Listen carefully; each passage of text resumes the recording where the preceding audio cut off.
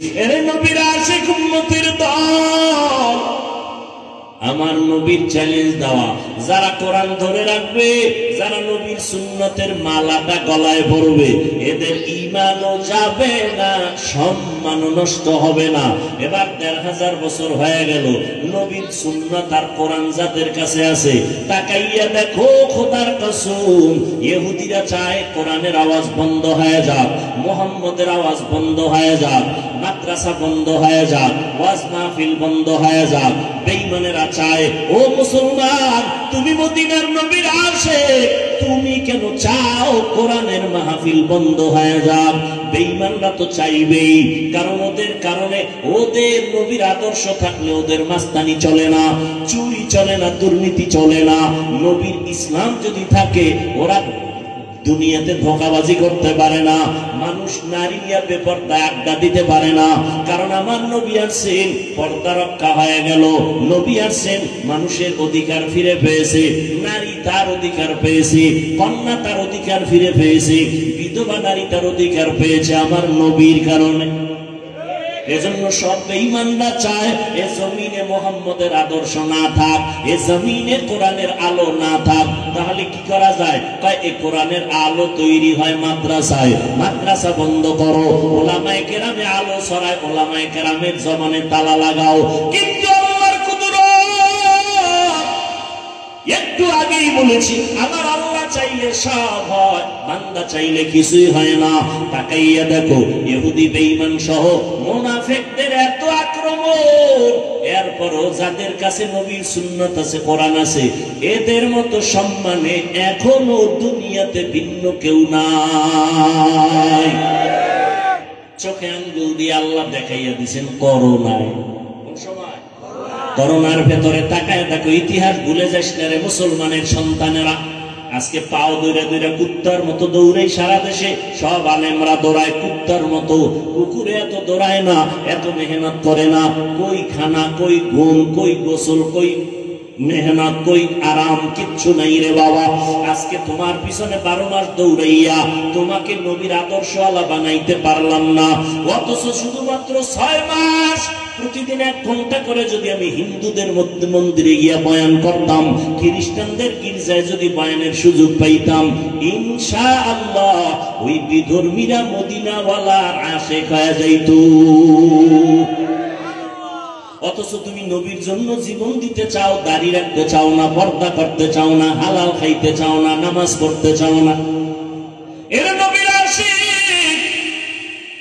আজকে করোনার ভিতরে তাকাইয়া দেখছো, স্কুল বন্ধ, কলেজ বন্ধ, ভার্সিটি বন্ধ, চাকরি বন্ধ, ব্যবসা বন্ধ, দোকান বন্ধ, ট্রেন বন্ধ, বাস বন্ধ, ফ্যাক্টরি বন্ধ, কিন্তু তাকাইয়া দেখছো কোরআনের একটা মাদ্রাসাও বন্ধ হয় নাই।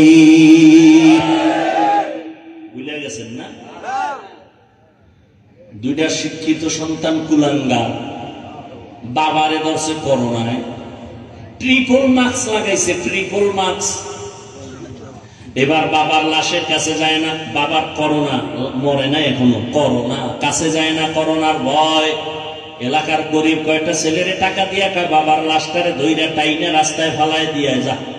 টাকা দিছে ছেলেরা, রাস্তায় ফালায় দিছে, দরওয়াজা জানালা 2 কুলাঙ্গার শিক্ষিত আটকায় দিছে। আর জানালা খুলে তাকাইলো না, বাবার লাশটা কুত্তায় খাইলো নাকি জানাজা হলো। ইতিহাস ভুলে যাই এবারে মুমিন। আমার দেশের শত শত করোনার লাশ, আমার দেশের কিছু পুলিশ ভাইরা আর সিংহবাগ টুপিওয়ালা আলেম হুজুরেরা এই লাশগুলো কাঁধে নিলেন, গোসল করাইলেন, কাফন পরাইলেন, জানাজা পরাইলেন, কবরে দাফন করাইছেন। একজন হুজুরেও করোনায় মরে নাই।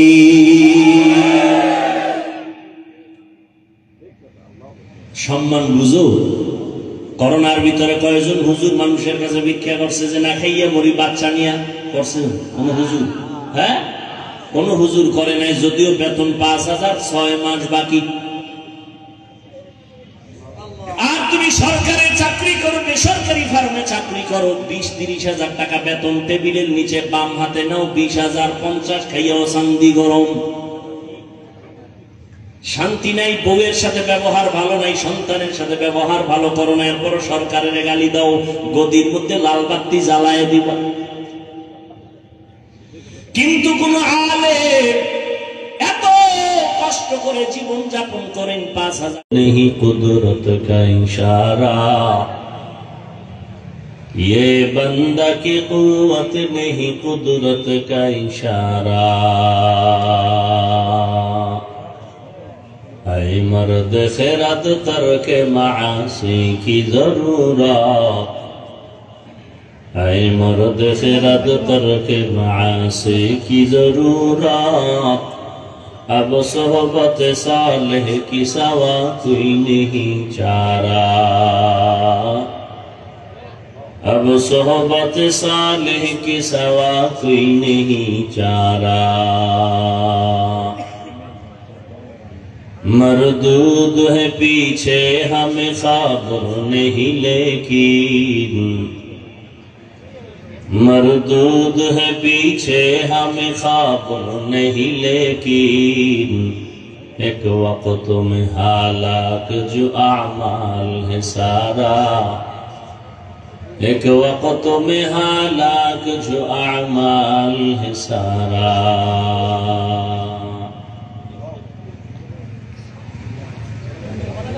এই মনিটরে রিভাব দাও, ইকো দিবা না।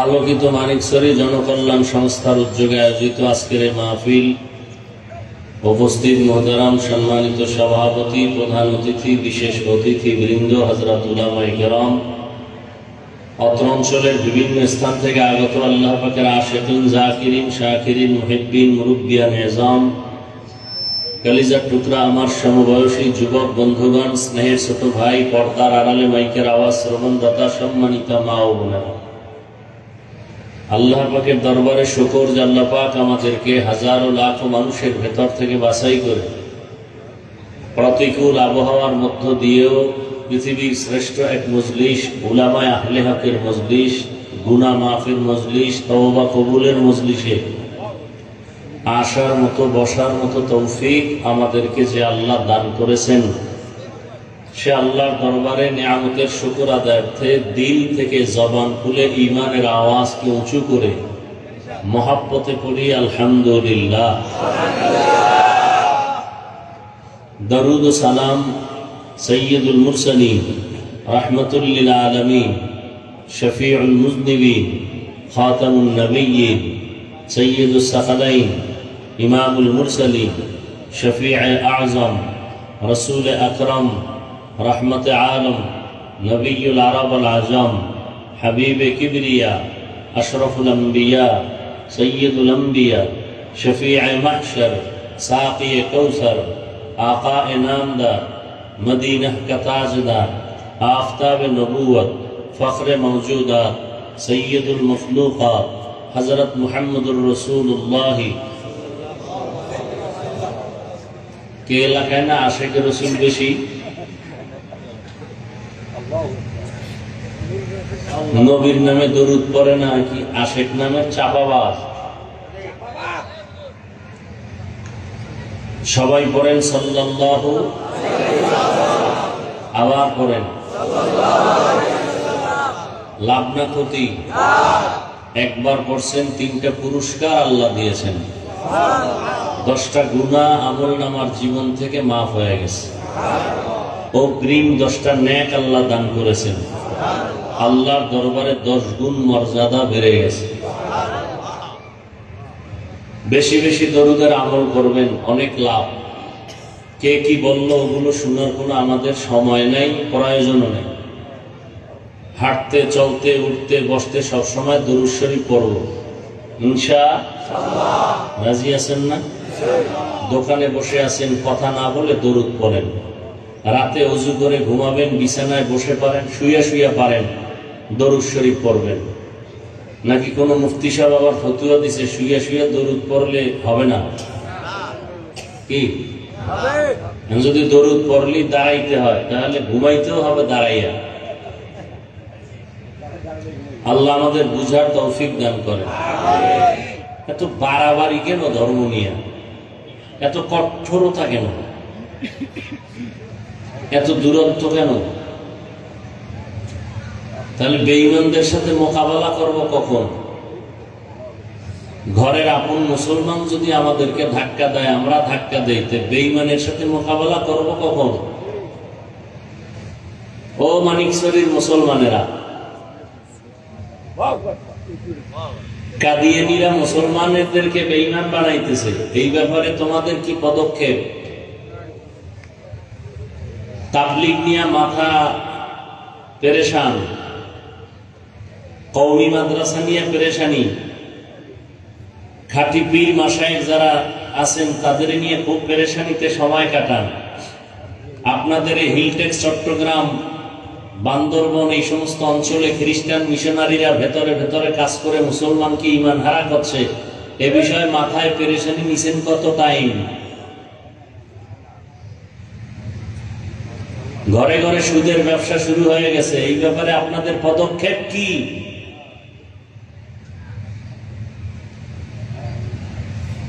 কামেরে এখন বাদ দিয়া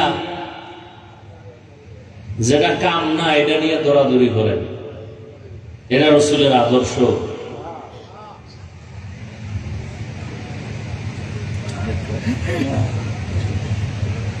আল্লাহ আমাদের সবাইকে হেদায়েত দান করুন। আচ্ছা, আয়াত ও হাদিসের তরজমাটা একটু বলে নেই।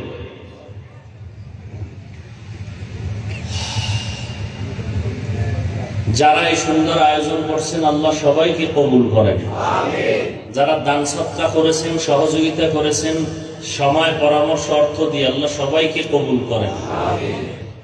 ওলামায়ে কেরাম আলোচনা করেছেন, বিশেষ করে আমার কলিজার এবং হাজার ও লাখ আলেমের কলিজার টুকরা বাতিলের আতঙ্ক মুফতি রেজাউল করিম আবরার দামাত বারাকাতুহুম অত্যন্ত তথ্যবহুল কোরআন সুন্নাহ ভিত্তিক আলোচনা করেছেন, যার কথার মোকাবেলায় দাঁড়ানোর মতো কোনো মায়ের সন্তানে জমিনে আছে বলে মনে হয় না। আল্লাহ তার কথা, ইলম ও আমলে, হায়াতে, ইজ্জতে, বরকত আরো বাড়ায় দেন। ওলামায়ে কেরাম সহ সবার ইজ্জত আল্লাহ বাড়ায় দেন। যারা মিডিয়ার মাধ্যমে তথা ফেসবুকে আলেমদের বিরুদ্ধে লেখালেখি করে, আল্লাহ পাক ওদের হেদায়েত দান করেন। আমি তো সারা বাংলাদেশে বলি, মা বাবার অভিশপ্ত সন্তান ছাড়া আলেমের বিরুদ্ধে কেউ ষড়যন্ত্র আর লেখালেখি করতে পারে না। যারা করে ওরা মা বাবার অভিশপ্ত সন্তান, ওদের উপরে মা বাবার বরদোয়া। আল্লাহ হেদায়েত দান করুন। আমি আপনাদের দোয়া নিতে আসছি অনেক কষ্ট করে, আবার সংক্ষিপ্ত কিছু কথা বলার নিয়তে কোরআনে হাকিমের এক আয়াতে কারিমা, নবীজির একটি হাদিসের অংশ পড়েছে। ইখলাস ও রুহানিয়াতের সমন্বয়ে, সহি তরিকায়, সহি নিয়তে, সহি কিছু কথা বলার মতো, শুনবার মতো আমাকে আপনাদের সকলকেই দয়াময় আল্লাহ তৌফিক দান করেন। ইয়া আইয়ুহাল্লাযীনা আমানুস্তাঈনু বিস-সাবরি ওয়াস-সালাহ। আল্লাহ বলেন, হে মুমিনরা, নারী পুরুষ, ধনী গরিব, তোমরা সাহায্য প্রার্থনা করো সবর ও সালাতের মাধ্যমে। ইন্নাল্লাহা মা'আস সাবিরিন, নিশ্চয়ই আল্লাহ সাবিরিনদের বন্ধু হয়ে থাকবেন। নবীজি বলেন, মাইয়ুরিদিল্লাহু বিহি খাইরান ইউসিব মিন, আল্লাহ যাকে বেশি মহব্বত করেন, কল্যাণ চান, তাকেই মুসিবতের পরীক্ষা দিবেন। আয়াত ও হাদিসের তরজমা শেষ। আলোচনার বিষয়বস্তু আমার তিনটা কথা। সাহায্য আল্লাহ চাইতে বলছেন, সাহায্য কেন চাবো, এটা হলো এক কথা। দ্বিতীয় কথা হলো, সাহায্য যদি চাইতেই হয় কার কাছে চাবো, দুই কথা। তিন নম্বর কথা হলো, সাহায্য যদি চাইতেই হয় কোন সিস্টেমে সাহায্য চাবো। প্রথম কথা হলো, সাহায্য চাবো কেন। এই তিনটা কথা আমি বয়ানে মোটামুটি গুছায় বলে শেষ করব। এর আগে কিছু কথা বলি। এখানে আপনারা একদলীয় মানুষ আসছেন এমনটা না। বাংলাদেশে যত ভালো খারাপ দল আছে সব দলের মানুষ এখানে আছে। আছে না নাই? পক্ষ বিপক্ষের সব মানুষ আছে। কেউ দূরে দাঁড়ায় বয়ান শুনতেছেন। আল্লাহর মহব্বত নিয়ে নিরপেক্ষ কথা বলবেন, সত্য কথা আজীবন স্বীকার করবেন, সাপোর্ট দিবেন। মানেন আর না মানেন, পারা যাবে না ইনশাআল্লাহ। প্রথম একটা প্রশ্ন করি, আমার দেশের মধ্যে দাওয়াত ও তাবলীগের দ্বারা ইসলাম এবং মুসলমানের কোনো ক্ষতি হয়েছে কিনা? তাল মিলেন না, বুঝে শুনে বলেন। আর যদি বলেন হ্যাঁ ক্ষতি হয়েছে, দ্বারা আমি জবাব দেই বা আমি ভুল স্বীকার করি, এবং আমি আপনার সাথে মাঠে ময়দানে কালকে থেকে তাবলীগের বিরুদ্ধে কথা বলবো। তাহলে তাবলীগের মাধ্যমে এদেশের মুসলমানের ইসলামের কোনো ক্ষতি হয়েছে? সবাই একমত? সবাই একমত? নাম্বার 2, যারা পীরের লাইনে হক, ভণ্ড না, যারা কি হক, এদের দ্বারা কি আমার দেশের ইসলাম ও মুসলমানের কোনো ক্ষতি হয়েছে? নাম্বার 3, কওমি মাদ্রাসার কারণে আমার দেশের মুসলমানের ঈমান আমলের কোনো ক্ষতি হয়েছে? বলেন। যদি বলেন হয় নাই, তাহলে আপনার কাছে আমার বিনয়ের সাথে আবদার থেকে গেল। রাগের কথাও আমার জানা আছে, বলবো না, মহব্বতের কথা বলবো। আপনি জীবনে কোনোদিন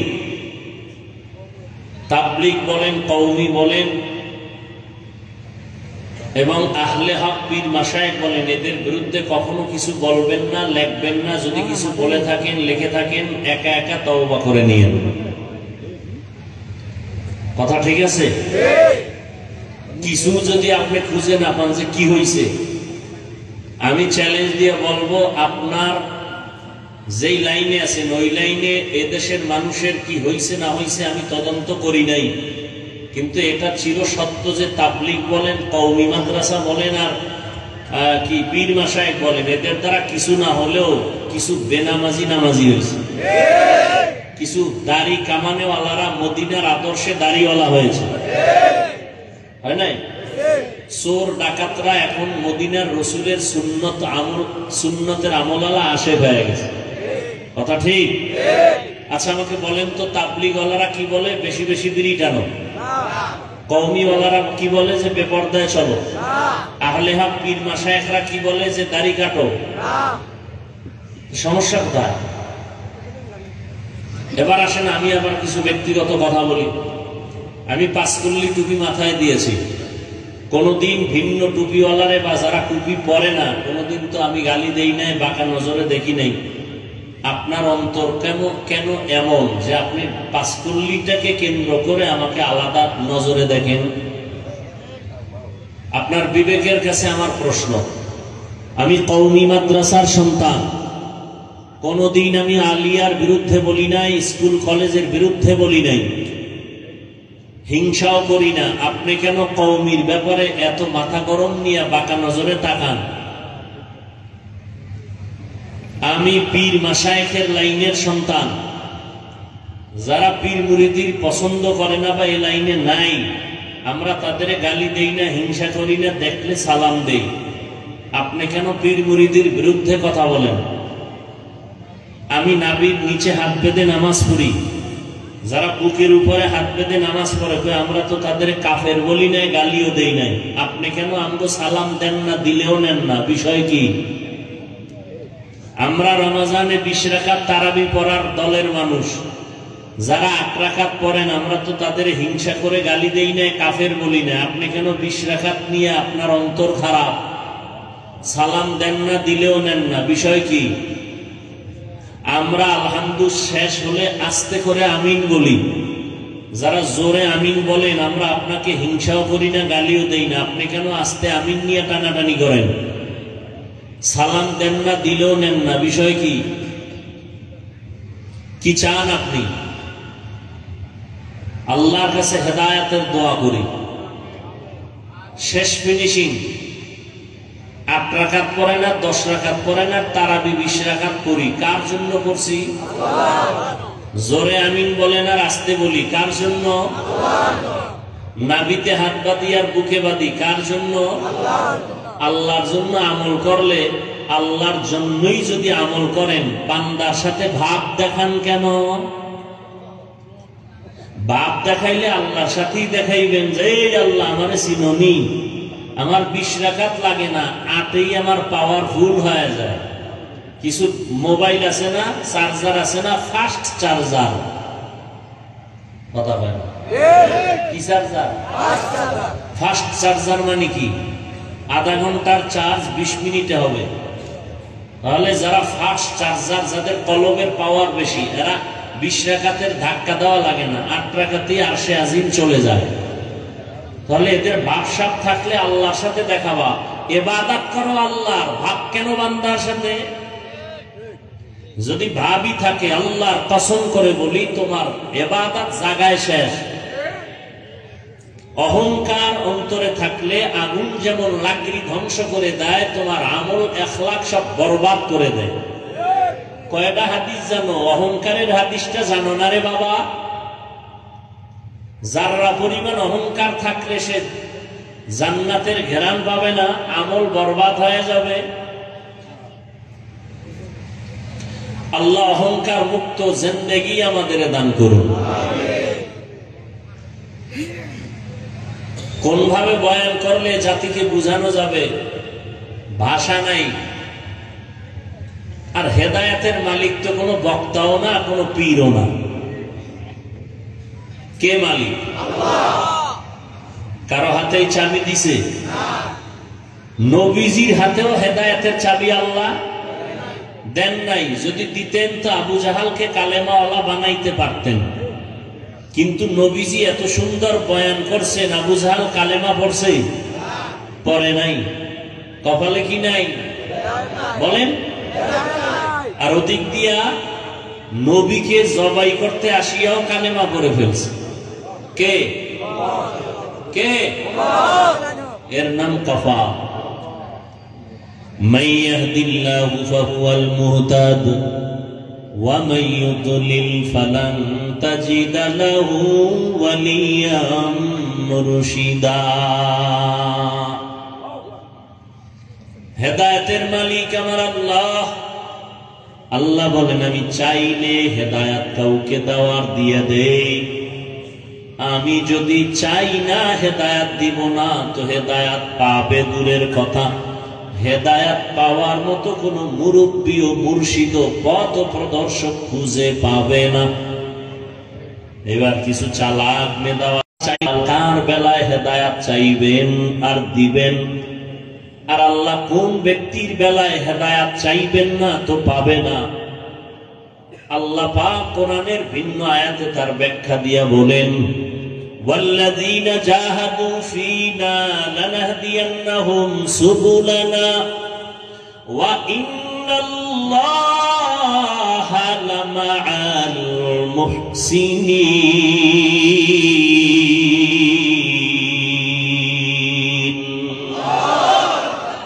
আল্লাহ বলেন, যারা চেষ্টা করবে আমি আল্লাহর হেদায়াতের জন্য, আমার সন্তুষ্টির জন্য, আমি তাদের জন্য হেদায়াতের অনেক রাস্তা খুলে দিব। সুবহানাল্লাহ। না তাহলে আল্লাহ চাইলে হেদায়াত পাবে, আল্লাহ না চাইলে হেদায়াত পাবে না।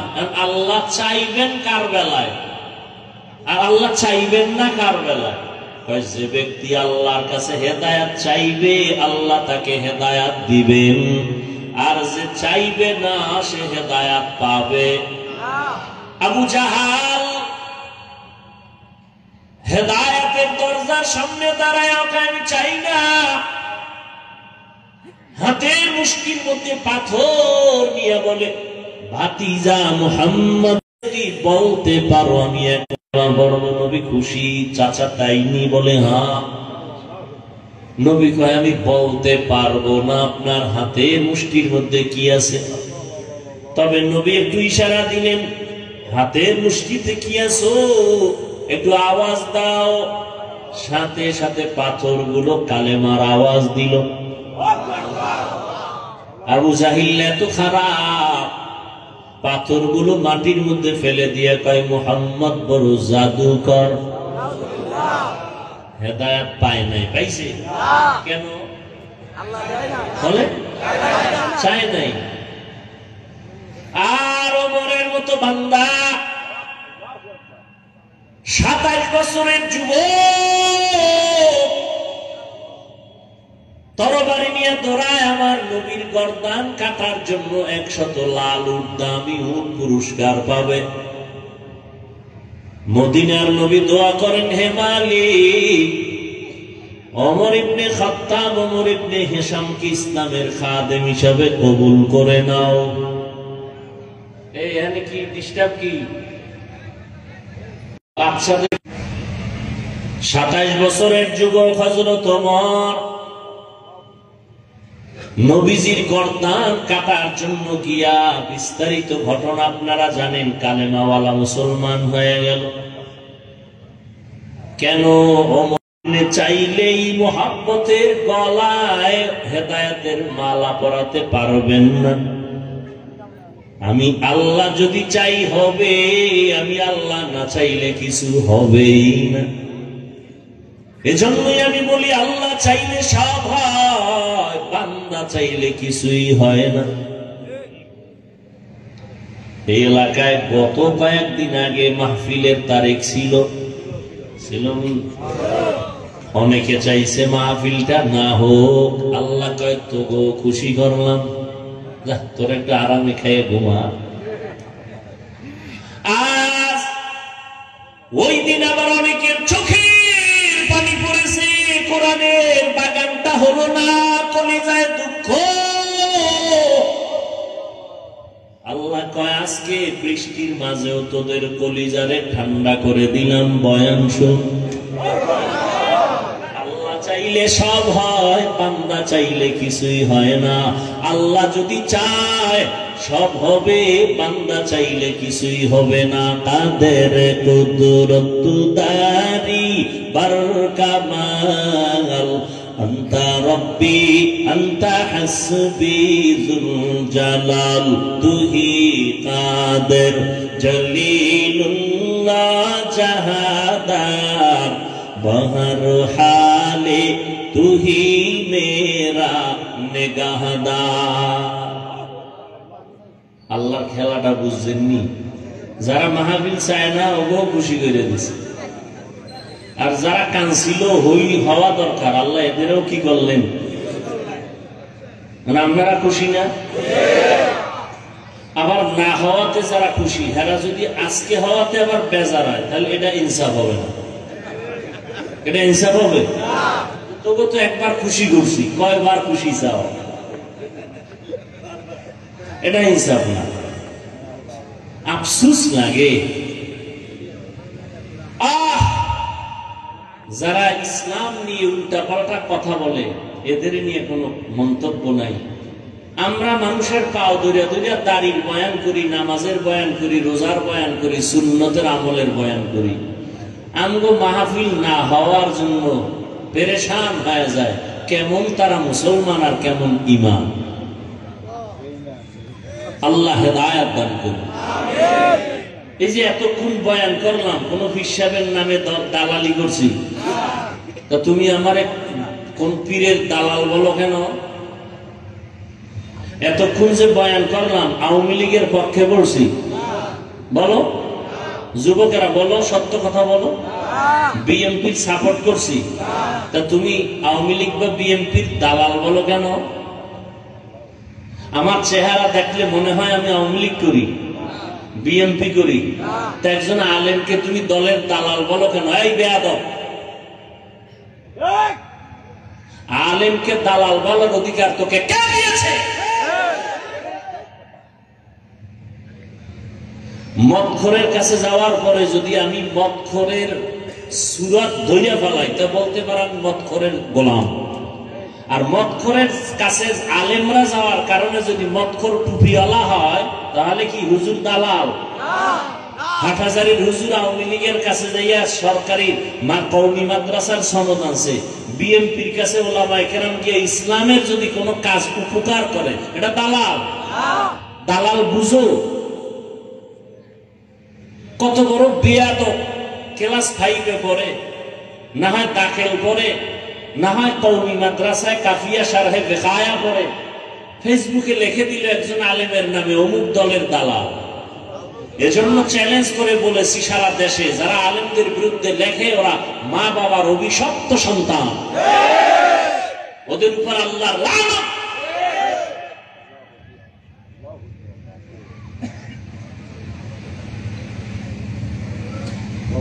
একজন আলেমের দালাল বানায় দিছে।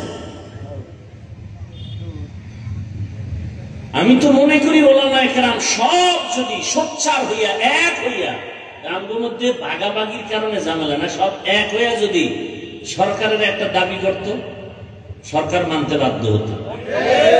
ঠিক না? কি দাবি পূরণ হয় না? আলেমদের দাবি পূরণ হয় না একটাও? মূর্তির বিরুদ্ধে আন্দোলন করছে, যাত্রাবাড়ির সামনে হইছে, কথা বলেন না কেন? খবরও নাই, নয় পাহাড় ভাঙ্গে এখানে খবর আইয়ে না। আপনি আলেমদের দালাল বলেন কেন? মরার ভয় নাই? কিয়ামতের আগের দিন পর্যন্ত এই জমিনে আর 1 সেকেন্ডের জন্য আর কোনোদিন আমাদের নবীজি আসবেন না। আবু বকর, ওমর, ওসমান, আলী সহ কোন সাহাবায়ে কেরাম আসবেন না। সত্য কথা বলেন, আসবেন না। ইমাম বুখারী, ইমাম মুসলিম, ইমাম তিরমিজি, ইমাম আবু হানিফা, ইমাম শাফি, ইমাম মালিক, ইমাম আহমদ বিন হাম্বল সহ কোন ইমাম আসবেন না। তাহলে আমরা জান্নাতে যাব না? যাব না? জান্নাতের ঠিকানা আছে কোরআন হাদিসে। আপনি আরবিও কোরআন বুঝেন না, আরবি হাদিসও বুঝেন না, আপনার উপায় কি? নবীও আসবে না, সাহাবায়ে কেরামও আসবে না। আর আপনি যদি চায়ের দোকানে চা খান আর মোষে তেল দিয়া এরপরে বলেন আমি কোন ব্যক্তি মানি না, কোরআন হাদিস মানি, আপনি আরবি বুঝে নেই না, আমি ওলিয়া উলিয়া মানি না, আমি কোরআন হাদিস মানি, আপনার কথাটা পৃথিবীর নিকৃষ্ট একটা মিথ্যা ধোঁকার কথা। আমি কোরআন হাদিস মানা কি জিনিস সেটা বুঝেনি না। যে ওলিয়া উলিয়া মানে না, ও কোরআনও মানে না, বুখারী শরীফও মানে না, চাপাবাজি করে আমি কোরআন হাদিস মানি, কোন পীর আউলিয়া মানি না। আল্লাহর কসম করে বলে গেলাম, যারা বলবে আমরা ওলিয়া উলিয়া মানি না, ওরা কোরআন শরীফ মানে না, বুখারী শরীফ মানে না, ওরা ভণ্ড। ওদের যারা ভণ্ড বলবে না তারাও ভণ্ড। আমি কোরআন হাদিস মানি, ওলিয়া উলিয়া মানি না। তা তোমার জন্য নবী আইব ইসলামের দাওয়াত দিতে, আবু বকর আসবেন, ওমর আসবেন, তুমি ওলামায়ে কেরামের কাছে না গেলে ইসলাম কি বুঝবা? এই দুনিয়াতে 3 দল, 2 দল ধ্বংস, 1 দল হকের উপরে আছে। যারা বলে আমরা কিতাব মানি, ব্যক্তি মানি না, গোমরা গোমরা গোমরা। যারা বলে আমরা শুধু কিতাব মানি, কোন ব্যক্তি মানি না, ভণ্ড। আর এক দল আছে এরা ব্যক্তির গোলামি করে, কিতাব টিতাব নাই, ভাই কোরআন হাদিস বুঝিও না, মানিও না, পিশাব জাকায় তাই, ভণ্ড। যারা বলে আমরা কিতাব মানি, ব্যক্তি মানি না, হক না ভণ্ড? যারা বলে আমরা ব্যক্তি মানি, কিতাব মানি না, হক না বাতিল? যারা বলে আমরা কিতাবও মানি, ব্যক্তিও মানি, তারা হক। আমরা কোরআন মানি, হাদিস মানি, পীরও মানি, আল্লাহর ওলি ওলি আউলিয়া ওলামায়ে আহলে হকদেরও মানি। কতক্ষণ? কোরআন হাদিসের কষ্টি পাথরে আমার পীর ঠিক থাকবেন যতক্ষণ। কোরআন হাদিস শিখছি হুজুরের থেকে, ঠিক না? আমার শিক্ষক শিখাইছেন, আলেম শিখাইছেন, আমার ওস্তাদ। কিন্তু সেই ওস্তাদ লোভে পড়তে পারে না, পারে না। আমার সঠিকভাবে শিখাইছেন ঠিক, কিন্তু টাকার লোভে কইরা হুজুর এখন দেখি যে উল্টা পাল্টা করে। কারণ আমি বুঝতেছি যে সঠিক লাইনে হুজুর কি নাই। তখন নিয়ম কি? লোকমা দেওয়া। আমার ওস্তাদ ইমামতিতে দাঁড়াইছে, লোকমা দেওয়া লাগবে না? ভুল হইলে লোকমা দিতে হবে না? লোকমা কে দিবে? রাস্তা দিয়ে একজনে যায় আর মসজিদের মাইকে আওয়াজ হইতেছে ইমাম সাহেব আলহামদুলিল্লাহ বলে, তো এক আয়াত থুয়ে গেছে। রাস্তা দিয়ে যেই লোকটা যায় হে জানালা দিয়ে উকি দিয়ে কয় ইমাম সাহেব সিরাতাল মুস্তাকিম তো কম নাই।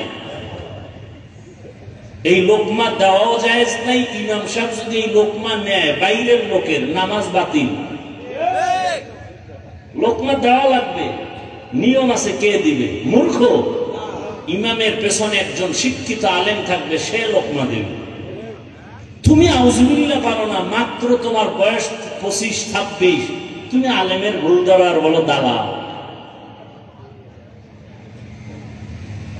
তোমার অধিকার নাই আলেমের ভুল ধরার। আলেমের ভুল ধরার জন্য বহুত মানুষ আল্লাহ জমিনে বানায় রাখছে, লোকমা তারা দিবেন। হ্যাঁ, আল্লাহ আমাদের সবাইকে হেদায়েত দান করুন। আসলে তো আমরা ওলামায়ে কেরাম মোটামুটি অনেক কাছাকাছি। এখন বাংলাদেশের আলেম ওলামারা মোটামুটি কি কাছাকাছি। আগে যে রকমটা কঠিন যুদ্ধ ভাব ছিল মনে মনে, এটা নাই। আর এখন ওই মাইকে আইসা কেউ বয়ান করবে আউলা জাউলা, ওই সুযোগও মিডিয়ায় ধরা পড়ে। আবার মাঝে দেখেন না লাইভে কয় ভুল বলছিলাম কতদিন, আজকে মাপ চাইলাম। কিন্তু আমার কোনো আন্দোলনের দরকার নাই আলেমের বিরুদ্ধে। আলেম ভুল টুল বললে নিজে বলবেন ভুল বলছিলাম, বেখেয়ালে ক্ষমা চাই।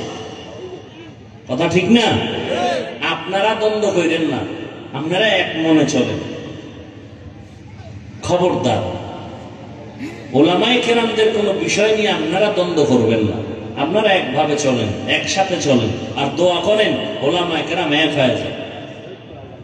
সব ঘরানার ওলামায়ে কেরাম যদি একসাথে চলে তো দূরত্ব কমে যাবে, ইখতিলাফ কমে যাবে, ইফতিরাক কমে যাবে, আন্তরিকতা বাড়বে, ইখলাস বাড়বে, সব শেষে ইসলামের উপকার বেশি হবে।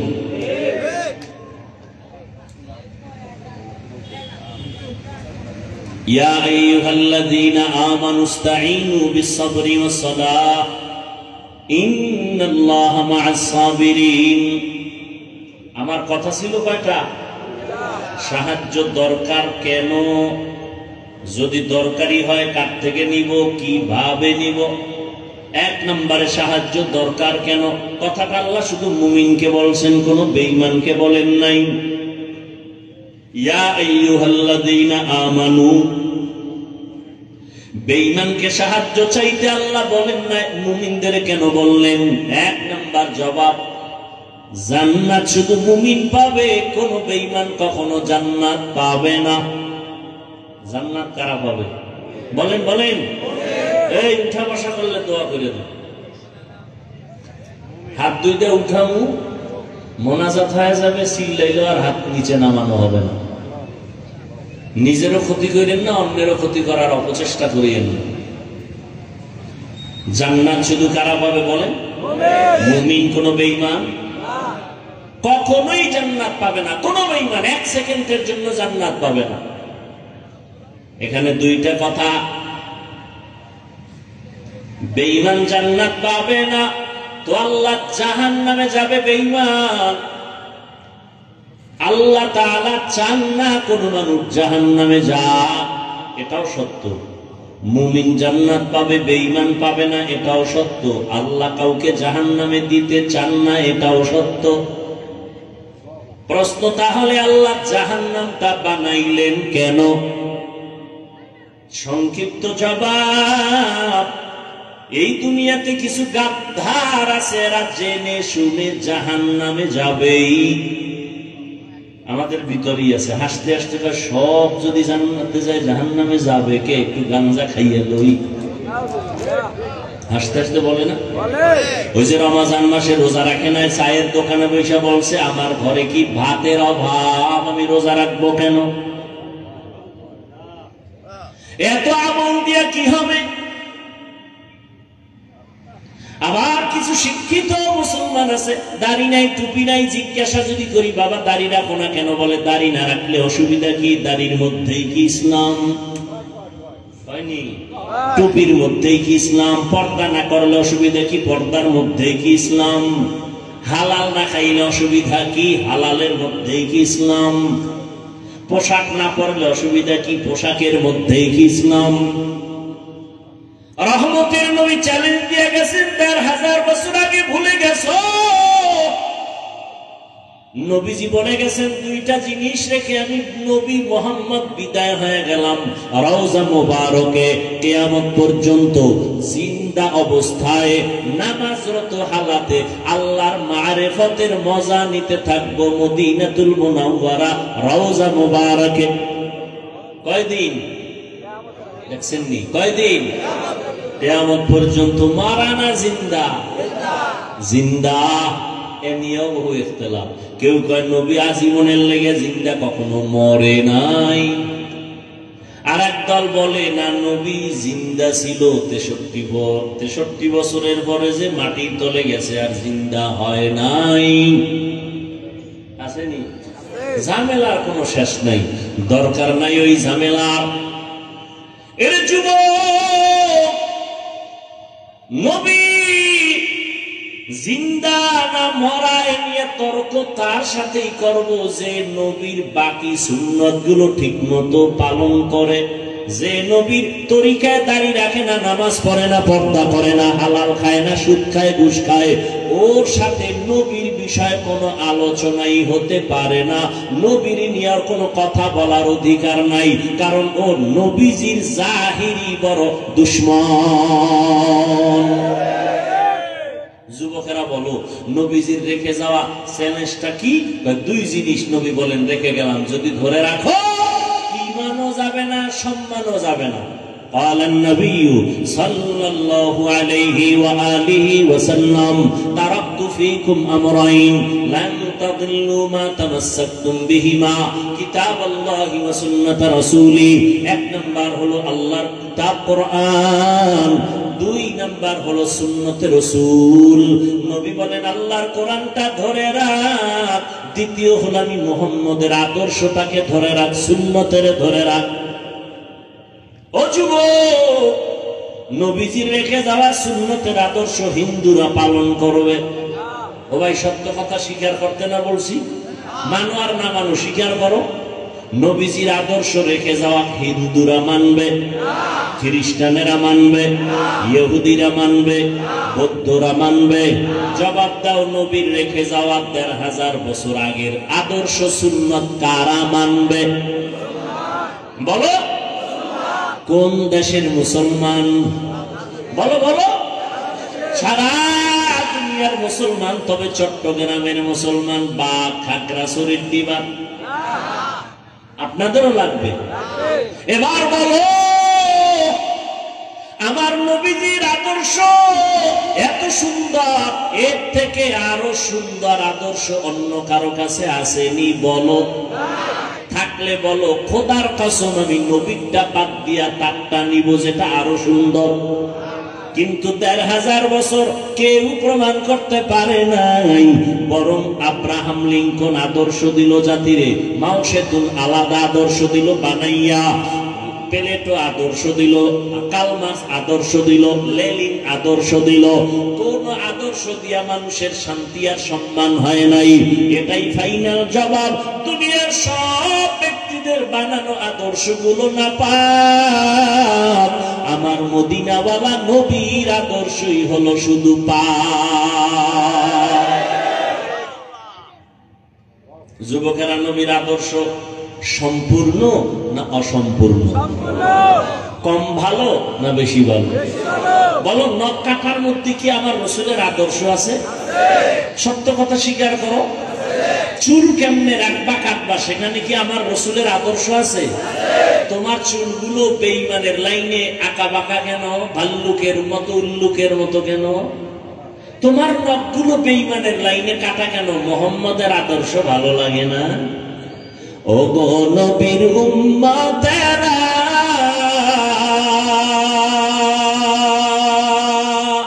হয়ে আজি দিশাহারা, কোরআন হাদিসের চলো যখন যাহা চায় মনে, নবী বিনে কে তরাবে ফুসিরাত মিজানে, নবী বিনে কে তরাবে ফুসিরাত মিজানে। নবী আমার জীবন ভরে দিনের লাগি কষ্ট করে, দান দান শহীদ করিলেন উহুদের ময়দানে। নবী বিনে কে দাঁড়াবে ফুলসিরাত মিজানে, নবী বিনে কে দাঁড়াবে ফুলসিরাত মিজানে। উম্মতের কান্ডারি নবী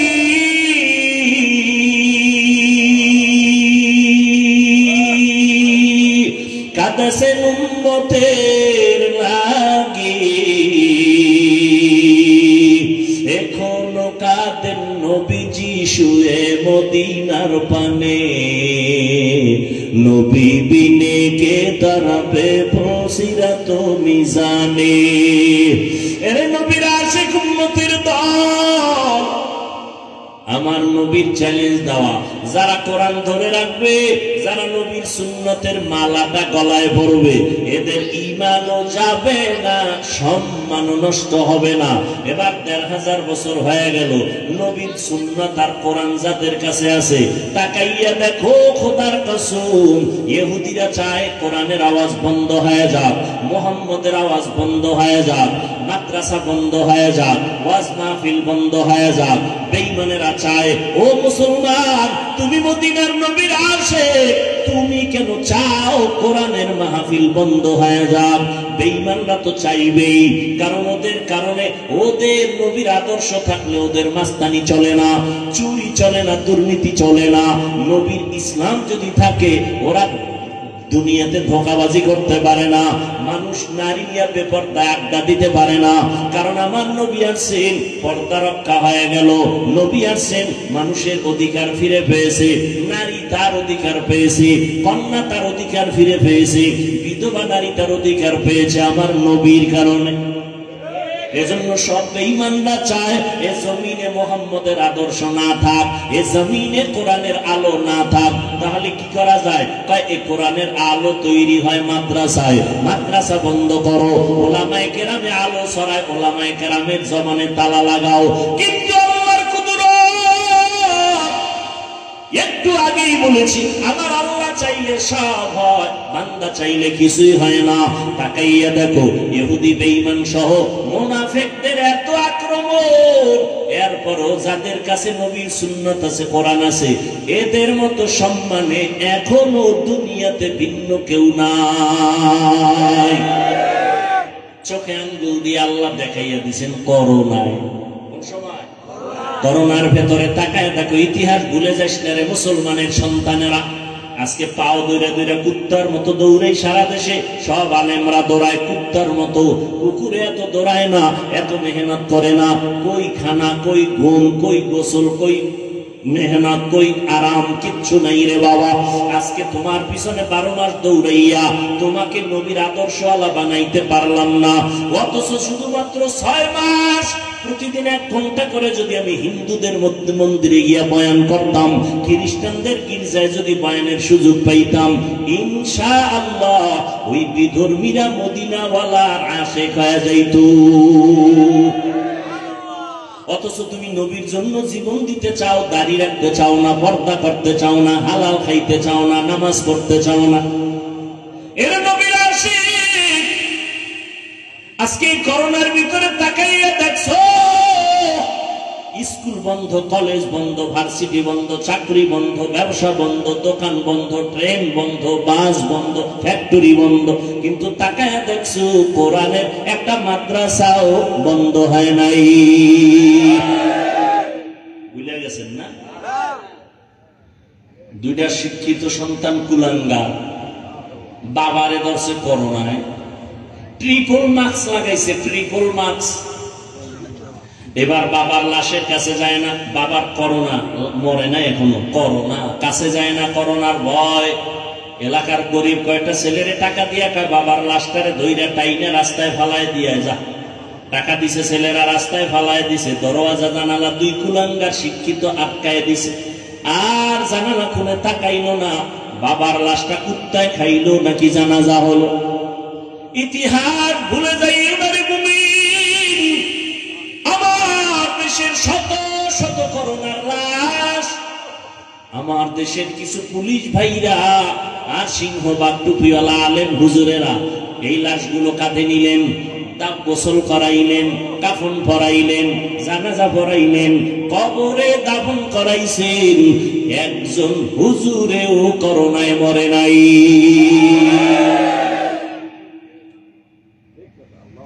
সম্মান বুঝো। করোনার ভিতরে কয়েকজন হুজুর মানুষের কাছে ভিক্ষা করছে যে না খাইয়া মরি, বাচ্চা নিয়া করছে? কোন হুজুর?